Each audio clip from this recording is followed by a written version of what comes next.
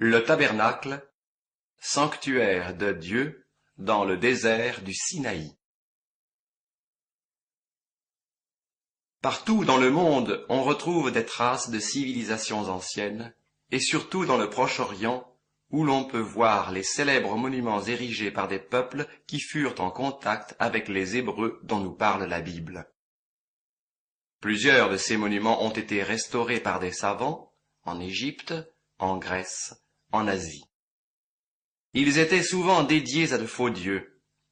Au fond du cœur humain, il y a des sentiments religieux, mais l'homme, en s'écartant du vrai Dieu, a divinisé ses propres passions, les forces de la nature, des animaux même, honorant et servant la créature plutôt que celui qui l'a créée. La Bible rapporte que l'apôtre Paul, en visitant Athènes, a découvert un autel élevé en l'honneur du Dieu inconnu. Les Athéniens avaient tant de dieux qu'ils craignaient, sans doute, que l'un d'eux, ayant été oublié, ne se retourne contre eux.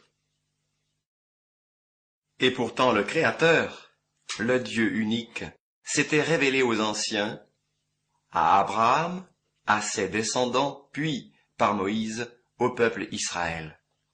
Quelqu'un a dit que tous les peuples de l'Antiquité ont laissé des monuments qui témoignent de leur degré de civilisation. Les Juifs, eux, n'ont laissé qu'un seul monument, la Bible. Il y eut bien le temple de Jérusalem, construit par le roi Salomon pour le culte de l'Éternel, mais il fut détruit par les Babyloniens en 587 avant Jésus-Christ.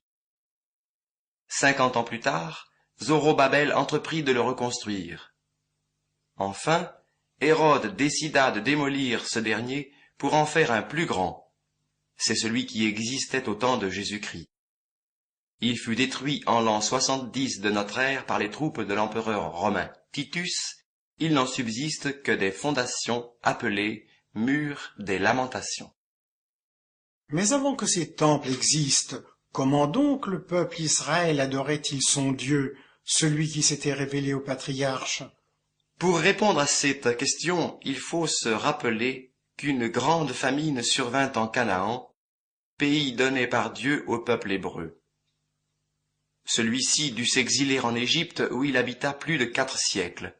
Il y devint si nombreux que le Pharaon, roi d'Égypte, inquiet, les persécuta. Il dut s'enfuir sous la direction de Moïse. À ce moment-là, les premiers-nés d'Israël furent mis à l'abri du jugement divin grâce au sacrifice de l'agneau de Pâques, dont le sang marqua leur maison à l'extérieur. Ce sang préfigure celui qui fut versé par le Messie d'Israël, Jésus.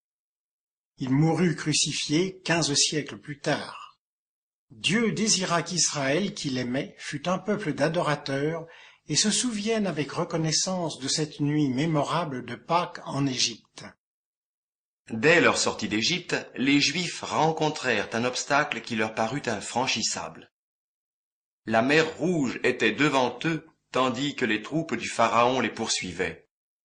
Alors, sur l'ordre de Dieu, Moïse fendit miraculeusement la mer Rouge que le peuple traversa à sec. Mais à cause de leur manque de foi, ils mirent 40 ans à franchir le désert jusqu'à leur entrée en Canaan. 11 jours suffisaient aux caravanes pour accomplir ce trajet. Mais Dieu les prit à son école si longtemps pour qu'ils apprennent, d'une part, ce qui était dans leur cœur, et, d'autre part, ce qui était dans le cœur de Dieu. C'est une leçon que nous avons aussi à apprendre.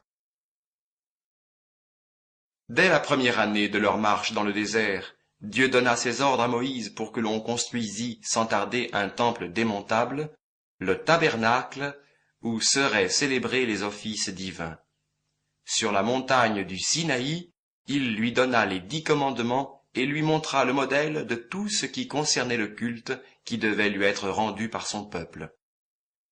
Cette diapositive et celles qui vont suivre ont été réalisées très soigneusement par un chrétien. Il s'est appliqué à représenter fidèlement les objets et les scènes rapportés dans le texte original de la Bible. Il est possible que, sur certains points de détail peu précisés dans le texte, certains aient une pensée légèrement différente qui ne peut être que de peu d'importance. 600 000 hommes, en état de porter les armes, s'était mis en route. Avec les plus âgés et les plus jeunes, les femmes et les enfants, cela faisait au moins 2 millions de personnes. Tout avait été remarquablement organisé selon les ordres donnés par Dieu. Moïse veillait sur leur bonne exécution. Au point d'eau, comme le montrent les palmiers de cette vue, ils s'arrêtaient parfois plusieurs mois, ou même plusieurs années, et trouvaient des pâturages pour leurs troupeaux. Malgré leurs murmures, dans son amour, Dieu pourvoyait miraculeusement à leur alimentation. Chaque matin tombait du ciel une substance granuleuse qui était leur nourriture journalière, la manne, dont le goût rappelait un gâteau de miel. À 2 reprises même, un grand vent leur apporta un nuage de cailles, et ils disposaient constamment de l'eau jaillissant du rocher. Quant à nous aujourd'hui, rappelons-nous des paroles de Jésus qui a dit « Ne soyez pas en souci, disant « Que mangerons-nous » ou « Que boirons-nous » Votre Père céleste sait de quoi vous avez besoin. Faisons-lui donc confiance. Tout ce peuple était groupé en 12 tribus selon les noms des 12 fils de Jacob.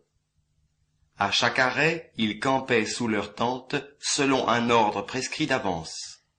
Au centre se trouvait toujours le temple démontable, le tabernacle, dont une famille, celle des fils de Lévi, les Lévites, assurait le service. Dieu voulait habiter au milieu de son peuple terrestre qu'il aimait, comme aujourd'hui dans l'Église, son peuple céleste qu'il aime aussi.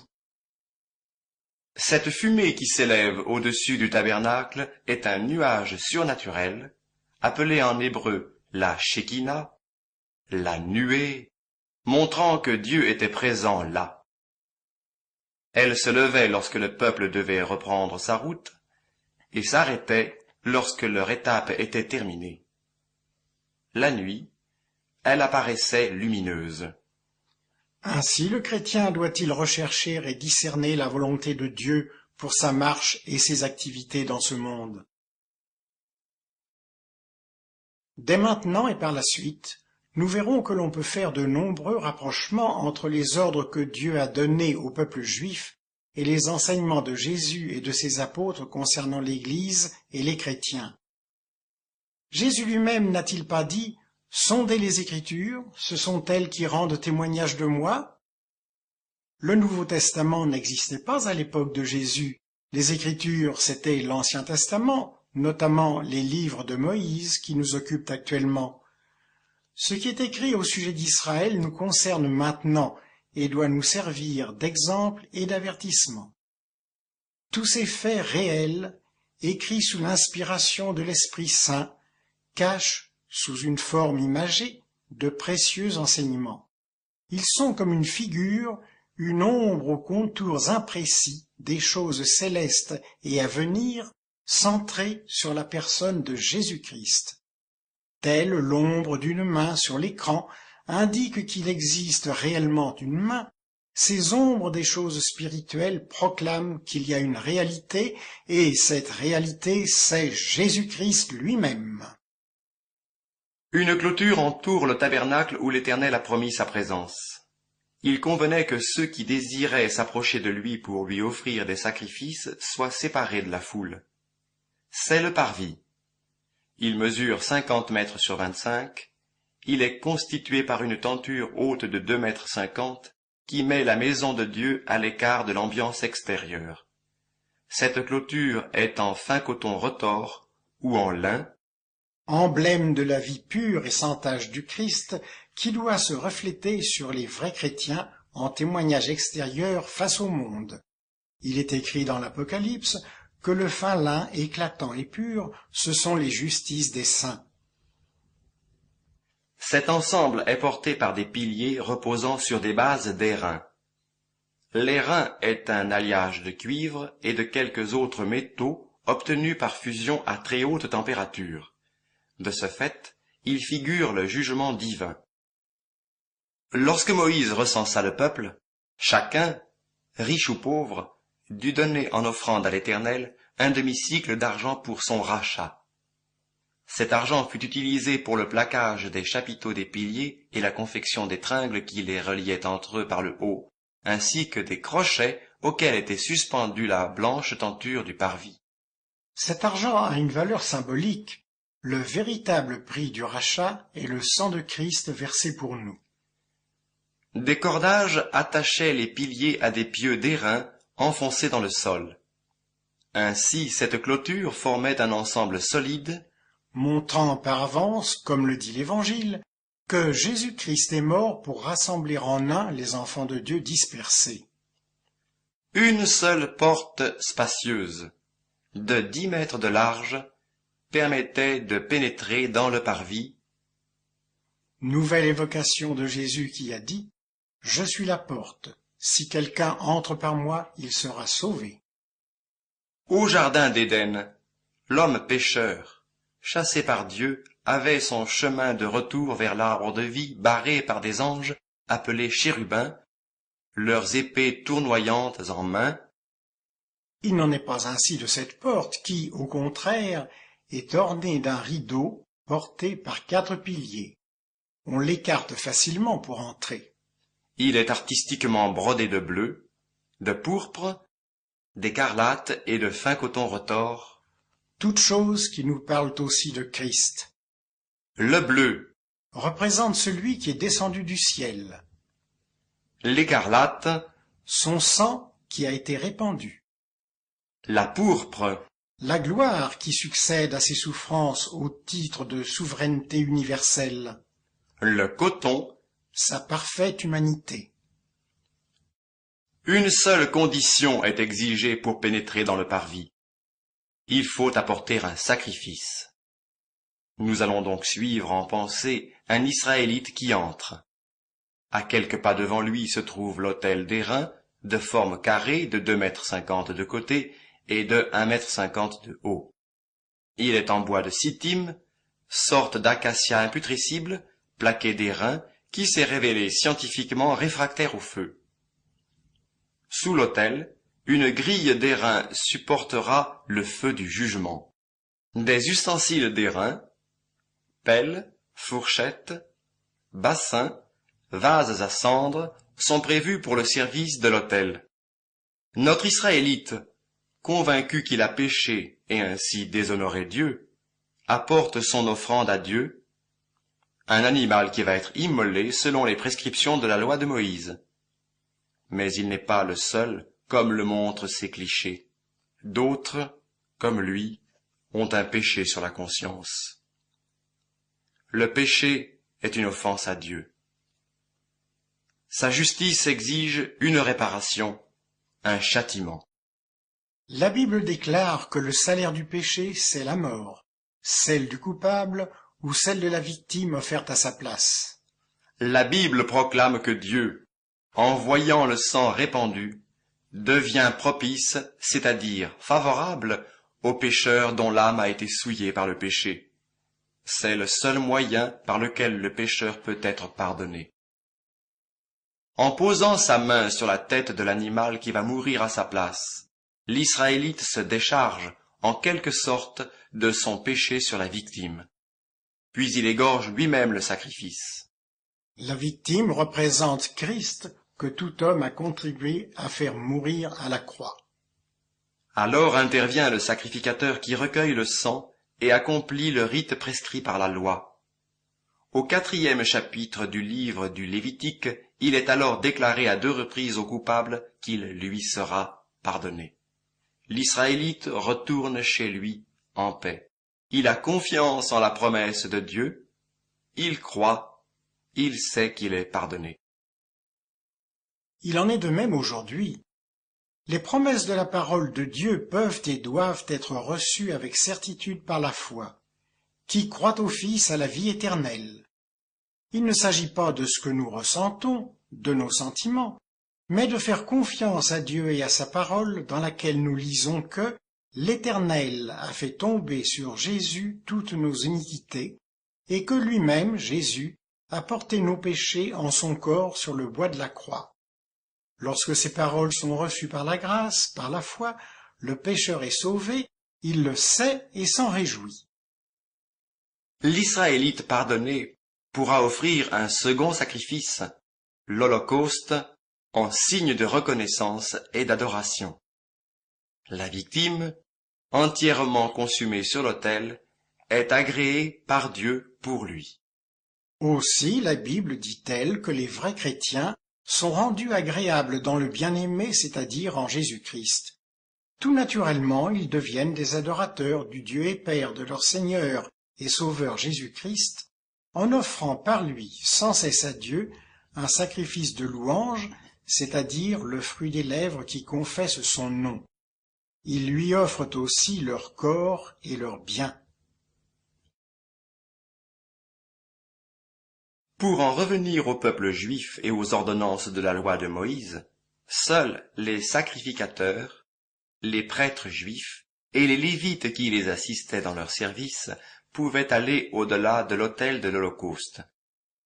C'était le corps sacerdotal, une famille séparée pour le culte de l'Éternel, dont on faisait partie par naissance. Comme nous le verrons plus tard, le vrai chrétien, l'enfant de Dieu, va beaucoup plus loin. Quelques pas encore, et voici la cuve d'airain, grand bassin circulaire rempli d'eau. Chaque fois qu'un sacrificateur entre dans le tabernacle, ou s'apprête à offrir un sacrifice sur l'autel, il doit s'y laver les mains et les pieds. Aucune souillure ne peut être tolérée lorsqu'on s'approche du Dieu saint. On doit souligner la provenance du métal employé pour la fabrication de cette cuve. Ce sont les miroirs, à cette époque métalliques, dont faisaient usage les femmes qui se tenaient à l'entour du tabernacle. Ayant du cœur pour l'Éternel, elles ont fait volontiers le sacrifice de cet objet de vanité. Un bon exemple pour nous. Sommes-nous prêts à de tels sacrifices? D'autres leçons se rattachent encore à la cuve d'airain.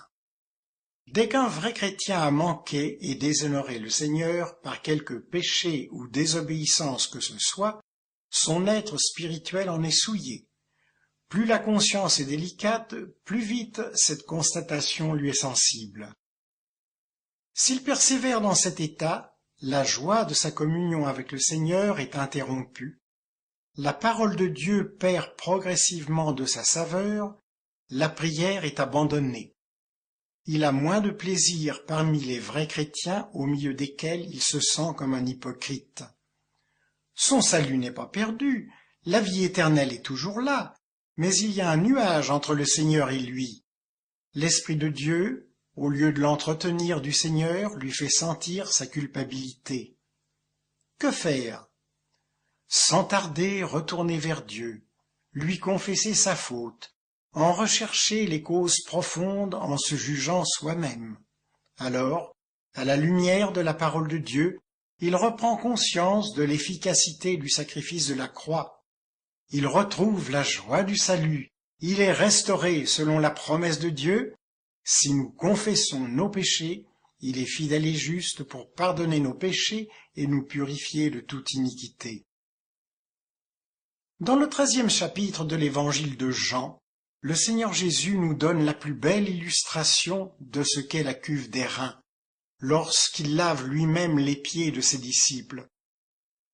Et lorsque Pierre voulut s'y opposer, Jésus lui répondit, « Celui qui a tout le corps lavé, c'est-à-dire qui est passé par la nouvelle naissance à la conversion, n'a besoin que de se laver les pieds, il est tout net. » L'eau représente l'action purificatrice de la parole de Dieu. Jésus a dit à ses disciples, « Vous êtes déjà nets à cause de la parole que je vous ai dite. » Et quant à l'assemblée, à l'Église, il est écrit qu'il la purifie par le lavage d'eau par la parole. Il n'est pas question de se reconvertir, mais d'aller à Jésus. Il nous débarrasse de la souillure accidentelle que nous avons, moralement parlant, contractée. Alors la communion avec lui est rétablie, la joie retrouvée. Ce jugement de soi-même doit être pour le chrétien un état d'âme constant, mais plus particulièrement avant de participer à la scène, mémorial de la mort du Seigneur au sein de l'assemblée, dans l'attente de son retour. Nous voici arrivés au tabernacle. Il est recouvert par 4 tentures différentes qui sont représentées sur ce cliché décalé pour qu'on ait une idée exacte de l'ensemble. Les voici en détail. Extérieurement, une couverture faite avec la peau d'un animal, le tesson, qui a la propriété d'être imperméable à l'eau. Elle n'est pas belle à voir, certes. Mais n'est-il pas dit du Seigneur qu'il n'y a pas d'apparence en lui pour nous le faire désirer? Ce qui importe, c'est qu'elle soit efficace pour mettre le sanctuaire à l'abri des intempéries, orages, tempêtes de sable, illustrant le danger qui menace le croyant d'être emporté çà et là par tout vent de doctrine. Cette couverture souligne parfaitement ce qu'est la séparation du monde et du mal, car le croyant est personnellement un sanctuaire pour Dieu. Son corps est le temple du Saint-Esprit et l'assemblée chrétienne, une habitation de Dieu par l'Esprit. La seconde couverture est faite de peaux de bélier teintes en rouge. Le bélier est l'offrande de consécration de la famille sacerdotale. Jésus s'est lui-même consacré à Dieu jusqu'à la mort. Les peaux de bélier sont teintes en rouge, couleur du sang. Les rachetés de Christ lui sont moralement consacrés. Cela les met à l'abri et les sépare du monde. L'exhortation du Seigneur est bien pour eux. Sois fidèle jusqu'à la mort. Elle comporte une promesse, une récompense. Je te donnerai la couronne de vie. La troisième couverture est toute différente des 2 premières. C'est une grande tente de poils de chèvre qui protège contre toute influence et souillure extérieure. Ce sont des femmes qui ont filé ce poil de chèvre. Les femmes ont encore aujourd'hui leur place dans cette tâche de protection du foyer et de l'assemblée contre le monde et Satan, l'ennemi des âmes. On avait fait 11 tapis de 2 mètres de large chacun. Pour en faciliter la manipulation, probablement 5 de ces tapis étaient assemblés d'une part et 6 d'autre part. Chacun de ces 2 assemblages était muni de 50 ganses qui permettaient de les unir l'un à l'autre par des agrafes d'airain. Ainsi était constituée une tente unique, Signe de l'unité des croyants dans leur mise à part pour Christ. elle avait 22 mètres sur 15, c'était vraiment une grande tente. La 4e couverture, protégée par les 3 premières, est appelée le tapis. Il n'est visible que de l'intérieur. Il représente les enfants de Dieu tels qu'ils sont vus par lui dans le sanctuaire. Des chérubins y sont artistiquement brodés. La texture des 10 tapis de 2 mètres de large qui le composent reflète les caractères de Christ tels qu'ils doivent être visibles chez les croyants. Nous en avons déjà parlé. Il y a du fin coton retors, tout blanc, Emblème de la vie pure et sans tache de Jésus-Christ, que tout chrétien doit avoir à cœur de refléter, puis le bleu, qui nous parle de celui qui est descendu du ciel et de la vocation céleste des croyants. ensuite la pourpre, C'est la gloire qui pour le Seigneur a succédé aux souffrances de la croix, gloire que nous verrons et qui rejaillira sur nous, enfin l'écarlate, qui nous rappelle que son sang répandu une fois pour toutes pour notre salut nous purifie actuellement de tout péché reconnu et confessé à Dieu. On avait constitué 2 ensembles de 5 tapis chacun munis de 50 ganses de bleu, de façon à obtenir un seul tabernacle en les joignant l'un à l'autre par 50 agrafes d'or. Illustrant les liens divins, les agrafes d'or, et célestes, les ganses de bleu, qui lient entre eux les enfants de Dieu. L'ennemi a réussi à disperser et à diviser les chrétiens quant à leur témoignage pratique sur la terre, mais pour Dieu et pour la foi, ils sont un comme l'ensemble des tapis. Chaque tenture étant en place, le sacrificateur pénètre dans le sanctuaire.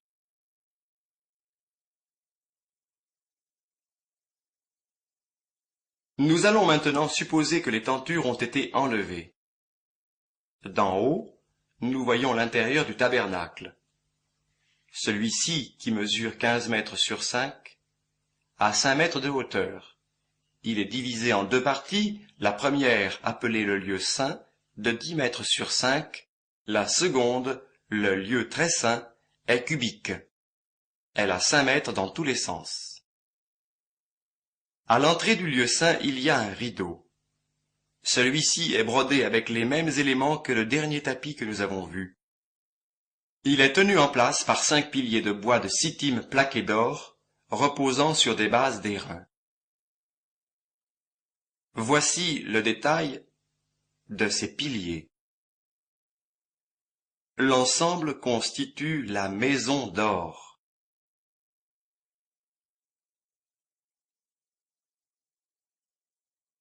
Que voici vue de derrière. La charpente est constituée par de grandes planches de bois de sittim de 5 mètres de haut et de 75 cm de large, qu'on appelle parfois des ais.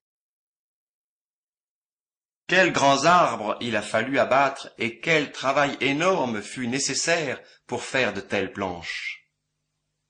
Comme elles sont destinées à être placées debout, on a aménagé à l'extrémité du bas 2 tenons qui s'emboîtent dans des bases d'argent. 2 bases par planche, pesant chacune environ 40 kilos. Il y a 20 planches pour chacun des grands côtés et 8 pour le fond. Elles sont munies d'anneaux d'or pour maintenir des traverses dont l'une, la traverse centrale, fait la longueur de tout l'édifice. Les planches et les traverses sont toutes plaquées d'or. En outre, des cordages, attachés à des pieux d'airain profondément enfoncés dans le sol, les maintiennent dans leur position verticale. Les 2 bases d'argent sur lesquelles repose chaque planche font penser aux 2 vérités fondamentales révélées en Jésus-Christ, la justice et l'amour de Dieu, par la foi auquel le croyant peut tenir debout, spirituellement parlant. Mais il risquerait d'être renversé par le vent du désert, comme le serait une planche isolée, si elle n'était pas liée aux autres, ce qui souligne l'importance de la communion fraternelle.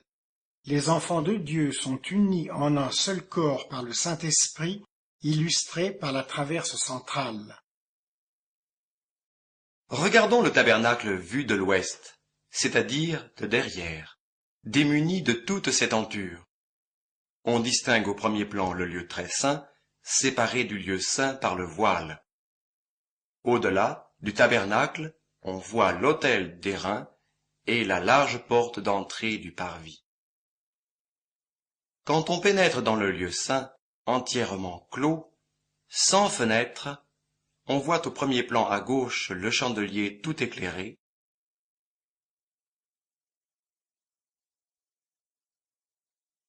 à droite la table des pains de proposition et au fond l'autel d'or.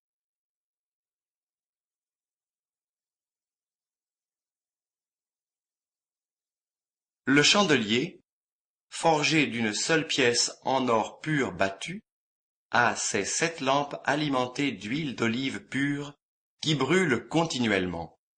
Il préfigure Jésus qui a dit « Je suis la lumière du monde », tandis que l'huile est, comme dans toute la parole, un symbole du Saint-Esprit.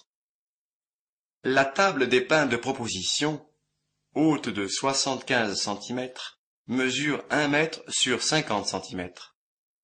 Elle est en bois de sittim plaqué d'or pur. Les pains, au nombre de 12, représentent l'ensemble du peuple d'Israël. Ils sont placés en 2 rangées, chacune surmontée d'encens. Pour nous, chrétiens, cette table représente encore Jésus-Christ. Ici, il est vu comme portant tous les siens devant Dieu. Les pains eux-mêmes, faits de fines fleurs de farine, étaient renouvelés chaque sabbat et servaient de nourriture aux sacrificateurs. Il nous rappelle que Christ est la nourriture spirituelle nécessaire pour la formation et la croissance de notre homme intérieur. Le rebord qui entoure la table nous dit la sécurité que nous avons en lui. On utilisait des ustensiles d'or pur, plats, coupes, gobelets et vases, notamment lors de l'offrande d'un gâteau de fleurs de farine pétri à l'huile que l'on aspergeait de vin. C'était la libation. Au fond du lieu saint, il y a l'autel d'or. C'est sur cet autel que le sacrificateur Zacharie, le père de Jean-Baptiste, offrait le parfum dans le temple lorsqu'un ange lui annonça la prochaine naissance de son fils. Il est en bois de sittim plaqué d'or pur et de petite dimension, carré de 50 centimètres de côté. Il n'a qu'1 mètre de haut. Le parfum de l'encens que le souverain sacrificateur fait brûler sur cet autel en priant pour le peuple illustre l'intercession actuelle du Seigneur Jésus en notre faveur.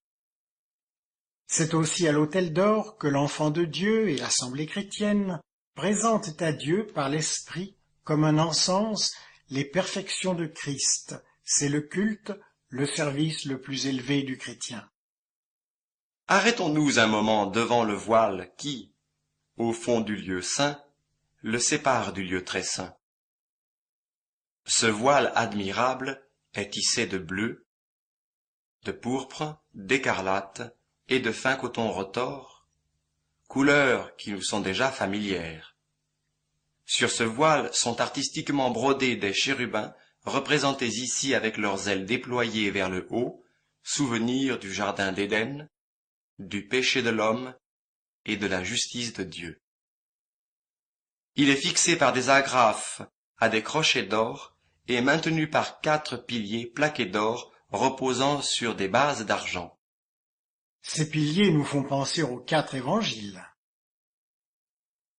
Voici le détail des piliers. Tandis que la porte d'entrée du parvis est large, et nombreux ceux qui peuvent la franchir, nous voici maintenant devant ce voile qui constitue un obstacle empêchant d'entrer dans la présence de Dieu. Pourquoi donc?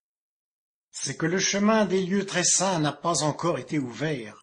Nous verrons plus tard à quelle occasion l'accès vers Dieu a été rendu possible. Mais, pour le moment, seul le souverain sacrificateur, une fois par an, entre dans le lieu très saint au-delà du voile, avec du sang, pour ses propres péchés et pour ceux du peuple. Quel moment solennel! Il se sent comme en tête-à-tête avec Dieu, en face du seul objet placé dans le lieu très saint, l'arche de l'alliance ou du témoignage. L'arche est un coffre de 1,25 m de long sur 75 cm de large et autant de haut, tout en bois de sittim plaqué d'or. Plus que tout autre objet, celui-ci nous montre Christ, son humanité, le bois de sittim, sa divinité, l'or, merveilleusement unis en une seule personne qu'il nous convient d'adorer et non pas de disséquer. L'arche est surmontée d'un couvercle appelé le propitiatoire, d'un mot hébreu qui signifie couvrir. Dans l'Ancien Testament, lorsqu'il est dit que propitiation est faite pour les péchés, il est précisé qu'ils sont couverts. Le propitiatoire est d'or pur, à chaque extrémité, faisant bloc avec lui, un chérubin, ailes déployées en haut pour couvrir le propitiatoire. Ils sont donc 2 face à face, leur regard contemplant le sang de la victime dont le sacrificateur a aspergé le propitiatoire. C'est le trône de Dieu en grâce et non pas en jugement. Là, Moïse recevait les messages de Dieu pour son peuple Israël. L'arche contenait 3 choses. Les tables de la loi, non pas les premières, que, dans une sainte colère, Moïse avait brisées lors du veau d'or, mais 2 autres tables que Dieu lui donna ultérieurement et qu'il mit aussitôt dans l'arche. Puis la cruche d'or, qui contenait un échantillon de la manne dont les Juifs se nourrirent dans le désert durant 40 ans. Enfin, la verge d'Aaron qui avait bourgeonné lors d'une violente contestation dont le récit nous est donné au 17e chapitre du livre des Nombres. Et tout cela encore nous parle de Christ. La loi de l'Éternel était au-dedans de lui et il l'a parfaitement accomplie. Il se nomme lui-même le pain du ciel, nourriture pour les siens, vrai manne spirituel. Et la verge d'Aaron qui avait bourgeonné est signe de résurrection. Toutes ces précieuses prescriptions nous sont relatées dans les chapitres 25 à 40 du livre de l'Exode, ainsi que dans l'Épître aux Hébreux, où la supériorité, l'excellence de Christ par rapport à toute la loi de Moïse et ses ordonnances sont merveilleusement démontrées. Le souverain sacrificateur occupait une position d'intermédiaire entre Dieu et son peuple. Mais maintenant Jésus est le seul médiateur entre Dieu et les hommes. C'est en son nom que nous lui adressons nos prières et que nous lui offrons nos louanges. Nous avons vu que les objets de valeur étaient tous munis de barres, permettant aux Kéatites, auxquels ce service était dévolu, de les porter sur l'épaule. Ainsi, ceux qui les croisaient dans le désert voyaient qu'ils transportaient des objets précieux. Ceux que nous rencontrons sur notre route peuvent-ils discerner que nous possédons le plus grand des trésors, Jésus-Christ comme sauveur et maître? Le vêtement de dessus du souverain sacrificateur est l'éphod, grand châle, manteau, genre de chasuble muni d'une ceinture. Il est tissé comme le voile, de bleu, de pourpre, d'écarlate et de fin coton retors, toutes choses qui, comme nous l'avons déjà vu, nous parlent des gloires de Christ. Mais en plus se trouve tissé, parmi les précédents, un fil d'or en témoignage de sa gloire divine. Quand il était sur la terre, Dieu avait déclaré à plusieurs reprises « Tu es mon fils ». Maintenant qu'il est dans la gloire, Dieu proclame « Tu es sacrificateur pour l'éternité ». Sur ses épaules brillent 2 pierres d'onyx qui sont solidement fixées. Sur chacune d'elles sont gravés les noms de 6 fils d'Israël. Ainsi, le Seigneur Jésus, qui a porté sa croix sur ses épaules, nous porte maintenant de même, nous, ses brebis, car il est notre bon berger. Nous profitons ainsi de sa force. Sur sa poitrine, le pectoral, coussin carré de 25 cm de côté, bien attaché sur l'éphod, porte 12 pierres précieuses enchâssées dans des montures d'or. Elles sont disposées en 4 rangées de 3 pierres chacune et portent gravés les noms des 12 tribus d'Israël. Chaque pierre brille d'un éclat particulier. Ainsi, les vrais chrétiens, les enfants de Dieu, ne font qu'un malgré leur diversité. Jésus va bientôt les accueillir comme son épouse, mais ils sont dès maintenant serrés sur son cœur, goûtant ainsi son amour comme l'apôtre Jean lorsqu'il reposait sa tête sur le sein de Jésus. Sous l'éphod, le sacrificateur porte une robe entièrement bleue, nous rappelant que c'est au ciel que Jésus remplit à notre égard son office de souverain sacrificateur. S'il est maintenant caché à nos yeux, les regards de la foi peuvent l'y discerner, il est toujours vivant pour intercéder pour nous. Quand le souverain sacrificateur officiait dans le lieu très saint, on savait qu'il était vivant, car, à chaque mouvement qu'il faisait, on entendait tinter les clochettes d'or et les grenades dont était garni le bas de sa robe bleue. En dessous, sa tunique blanche nous rappelle la marche parfaite de Christ ici-bas. Sur sa tête, une tiare blanche, sur le devant de laquelle une plaque d'or pur posée sur un cordon bleu porte, gravés, ces mots « Sainteté à l'Éternel ».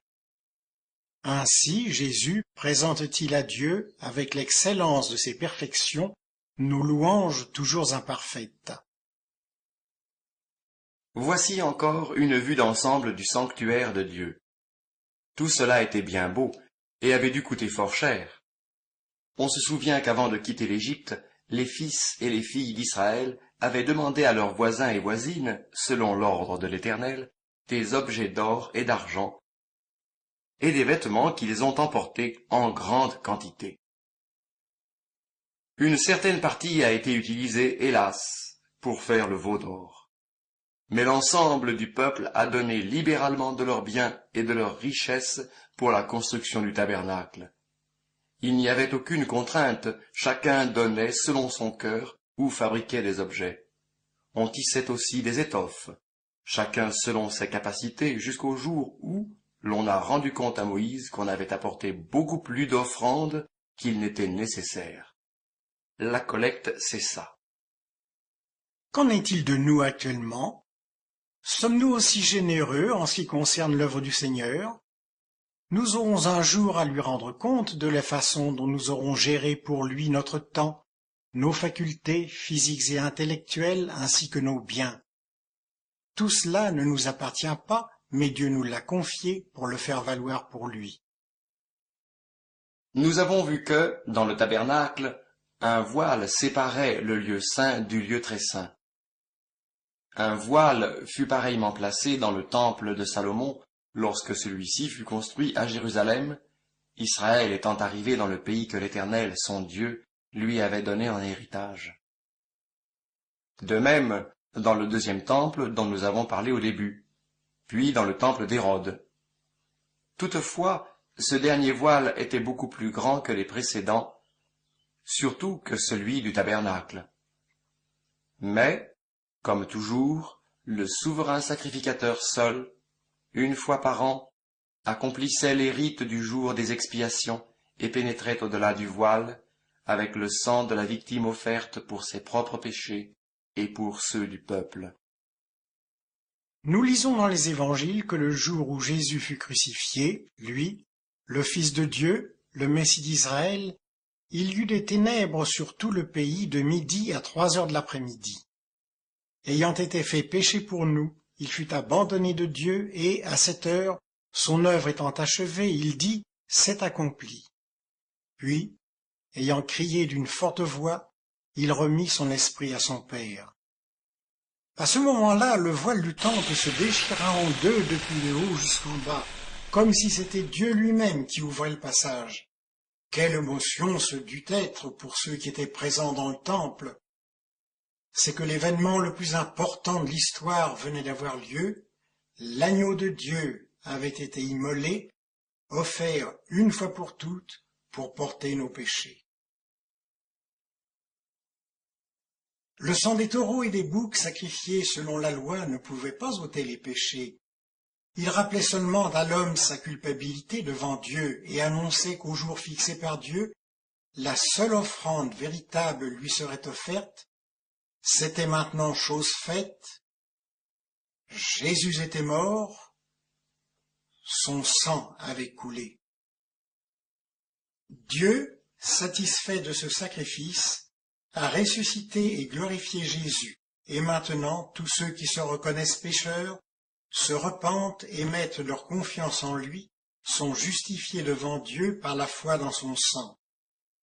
Et, puisque le voile a été déchiré, il n'existe plus d'obstacle.